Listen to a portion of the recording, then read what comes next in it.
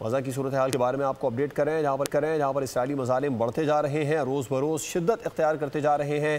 اسرائیلی فوج نے کارروائیاں کی ہیں جن میں ایک دن میں مزید 30 فلسطینی شہید اور متعدد زخمی کر دیے گئے ہیں۔ اسرائیلی فوج کے مظالم غزہ میں تھمنے کا نام نہیں لے رہے۔ غزہ میں اسرائیلی مظالم عروج پر، فضائی اور زمینی کارروائیاں تیز، ایک دن میں 30 فلسطینی شہید، متعدد زخمی، فلسطین کی سرزمین لہو رنگ ہو گئی۔ اسرائیلی فوج نے غزہ کی رہائشی عمارتوں کو بھی نشانہ بنایا جس میں مزید 30 فلسطینی شہید ہو گئے۔ غزہ جانے والے گلوبل سمود فلوٹیلا پر ڈرون حملہ، سابق سینیٹر مشتاق احمد نے ویڈیو جاری کر دی۔ درجنوں کشتیوں پر موجود گلوبل سمود فلوٹیلا غزہ کی جانب رواں دواں ہیں جس میں سینکڑوں افراد موجود ہیں۔ مشتاق احمد نے بتایا کہ رات کے وقت فلوٹیلا پر 10 ڈرونز حملے کیے گئے۔ نائب وزیر اعظم اسحاق ڈار نے مطالبہ کیا کہ عالمی برادری اسرائیل کو انصاف کے کٹہرے میں لے آئے۔ حماس کا کہنا ہے کہ جنگ بندی کی تمام کوششیں خود نیتن یاہو نے ہی ناکام بنائیں۔